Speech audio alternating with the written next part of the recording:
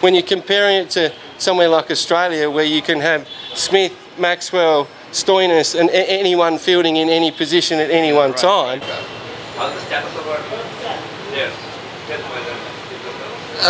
Obviously a tough series to lose in the second match. I think the players, we've got some guys that have been around for some time now. We've had a tough series against South Africa. Obviously a lot of players coming under pressure, and it's been tough against Sri Lanka. So I thought, again, we're playing some good periods of cricket at different times, and I know that the boys are learning fast and accumulating some games in test conditions across 5 days is an important part of developing for this group, and we're looking forward to going to the West Indies and putting up a good fight. What about the before the test? Look, I'm not in a position to be able to talk about fitness of players at the moment. So, you're now leading a course here. Yep. So, what's the update of this course? So, just been lucky enough to be involved in the Level 2 coaching course that the Bangladesh Cricket Coach Education and Game Development put on, which is obviously a vital part of the development of Bangladesh cricket right through the domestic level down to grassroots level. So Nasu and myself have just finished the fielding and the wicket keeping component. Lucky enough for the course to have the likes of Jamie Siddons yesterday doing the batting. And our main goal is to continue to try and drive the messages that we're delivering at a national team level down to those who are responsible at a domestic level, and most importantly to those entering the pathway at youth level, where hopefully we can produce a system that over time can have players coming into our national system with good skill sets, and our role then is to try and help them develop the ability to play under pressure and the pressure that they receive from the country and media and everyone around them. Coach, how do you evaluate the fielding of Bangladesh team in recently finished series against Sri Lanka? I think we were excellent, to be honest. We spent over 60 odd hours in the field in the first test in some of the conditions. I've never seen teams field in such hot conditions, and when you're spending 140 and 160 overs in the field, and potentially I think we had a half chance off Dimmoth, Joy under the lid, and a caught and bowled across 2 test matches. I think Joy might have been slightly out of position again against Dimmoth in the first test, but we haven't made many big mistakes, and I think our ability to stay in the contest as a fielding unit over the last two tests is an improvement from South Africa. And again, I think it's only about us getting better every day and taking that into the West Indies series. Shakib said that we are the fittest test nation because in every test we used to field a lot of overs. It's a good point. I said you don't get better at doing things if you don't do more of it. And one thing we have done a lot of is field. So hopefully that, it makes my job a little bit easier as long as we're fielding well. And I know as a group we don't want to be out in the field for that long, but I think from a fielding unit point of view, our ability to support the bowlers in the last 2 tests was pretty good. Coach, what are the challenges to coaching Bangladesh, internationally? I think the challenges are the same right across the world, whether you're in Bangladesh or Sri Lanka or whatever. It's a tough game. It's cruel at times. The challenges come with different people. Playing lots of cricket. We've just come out of bubble environments, which is hard on people and families. I think the challenges, again, lie within the team and being able to back up consistently. You're talking about 3 test tours in a row where, that's 6 test matches, and we haven't played a lot of test cricket prior to that, only against New Zealand and then a lot of white ball cricket. So they're the challenges of being able to compete day in, day out, being able to practice at a high level is what the game demands these days, and there's lots of challenges.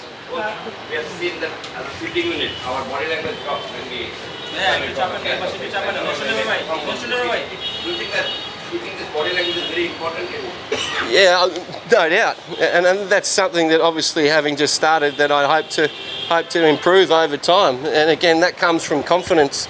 Obviously, when we're dropping catches and we're not playing well, then we start to lose confidence, and then it's my job to maintain the ability for them to be courageous, and be competent in the skills that we're trying to do. that over time, if they commit to that, then that's where we create confidence. And that doesn't happen overnight. But do you think that we carry that miss or things like that mentally, because we often, the player who drops that catches often seems to be a different player altogether. Yeah, well, I haven't seen a lot of catches go down in the last 4 test matches, so it might be something I'll experience a bit more into the future. And I think sometimes just the general language around our fielding, having had me come here, you know, and obviously the World Cup was a disappointment for Bangladesh in fielding, but we need to flip, I think, our mentality around saying that one catch doesn't cost a match. You know, if we drop the first catch in the first ball of the game, and then we drop the catch in the 19th over of the game, the only thing we remember is the catch that we dropped in the 19th over. If any catch is important, whether it's in the first over or the last over, just like any dismissal is important. So there's a lot of things that come together to ensure that our team, you know, starts to win and consistently wins from batting, bowling and fielding. And we've got to be careful not to just put pressure on the ball in the air when we're trying to catch. It must be frustrating for you because you have been working with that fielder for a long time. You're coming there, you've been working with the fielder. So when the drop happens, how frustrating it is for you to I think that we all know that we're all human. We all drop catches. It's a part of the game. Our ability to drop less amount of catches than the opposition is the art.